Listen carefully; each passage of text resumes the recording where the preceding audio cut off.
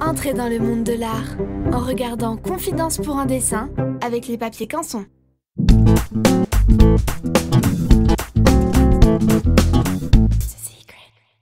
Stéphanie Nava, quel est votre parcours professionnel? Qu'est-ce qui vous a mené à devenir artiste?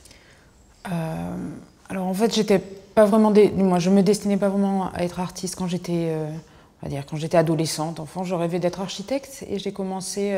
Je voulais faire des études d'architecture ou de scénographie théâtre. En fait, j'ai beaucoup baigné dans le théâtre, étant proche d'Avignon, allant au festival tous les ans, et j'avais vraiment ce désir de faire de la scénographie.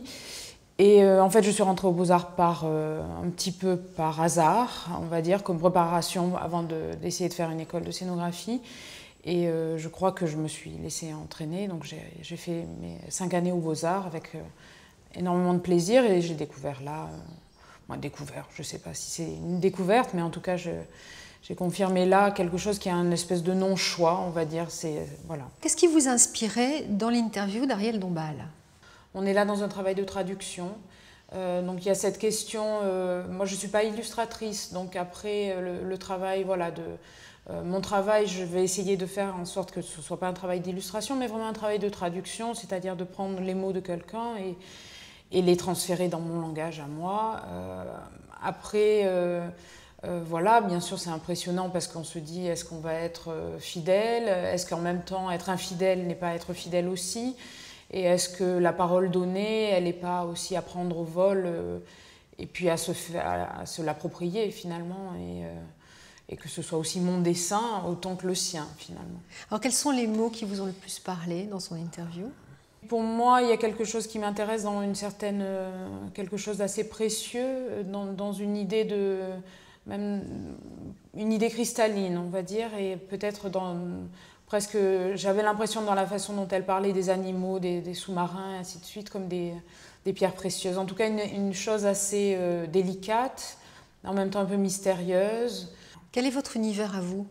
Je m'intéresse au monde, à la façon dont il est construit, à la façon dont il est construit à travers à la fois des choses qui sont, on va dire, presque théoriques, des idées, du langage, des choses physiques, comme je m'intéresse beaucoup à la ville, à l'architecture, à la façon dont les cités, les communautés, on va dire, sont organisées. Donc après, est-ce que ça fait un monde? Est-ce que ça fait un univers? Je ne sais pas. Mon monde, c'est le monde dans lequel on vit et je m'efforce, avec mes petits moyens, d'essayer d'en transcrire certains aspects. Je n'ai pas vraiment une vision romantique de l'artiste qui est dans son atelier puis qui attend l'inspiration ou qui s'inspire des choses comme ça.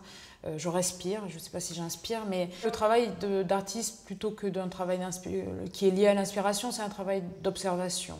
Et pour moi, je suis une observatrice et je remarque des choses, certaines choses précises, et je les transporte dans mon travail. Alors justement, sur cette table de travail, il y a énormément de papier. J'imagine que vous le choisissez avec vraiment rigueur, ce papier. Comment vous faites ce choix? Je suis dans un magasin de papier, je suis comme un enfant dans un magasin de bonbons. J'ai envie de tout acheter et puis d'essayer. J'ai toujours plein de blocs à la maison, des grands blocs, des petits blocs, des rouleaux. Je travaille beaucoup avec du papier de très grand format, donc en rouleau. Donc c'est plus après un papier, on va dire, pour chaque envie, pour chaque moment. Il y a des petits carnets qu'on met dans les sacs et puis on ouvre les blocs, on touche, on regarde et on imagine ce qu'on peut faire avec. Quelle est votre technique alors habituelle? Je fais des très grands dessins au fusain, je fais des petits dessins au crayon et à l'encre comme je vais faire aujourd'hui. Donc en fait mes techniques elles varient, on va dire selon les formats et puis selon aussi les projets. Parce que pour moi, ce n'est pas tant la technique qui dicte le contenu que plutôt la technique, elle doit être juste par rapport à ce qui doit être dit. Quel serait votre conseil, ou vos conseils d'ailleurs, aux collégiens qui ont envie de devenir artistes? Peut-être d'aller voir beaucoup d'expositions. Et puis aussi un conseil que je donne à mes étudiants, de dessiner beaucoup, d'avoir toujours un carnet sur soi et puis d'avoir ce réflexe de noter les choses par le dessin. Merci beaucoup, Stéphanie Nava. Merci.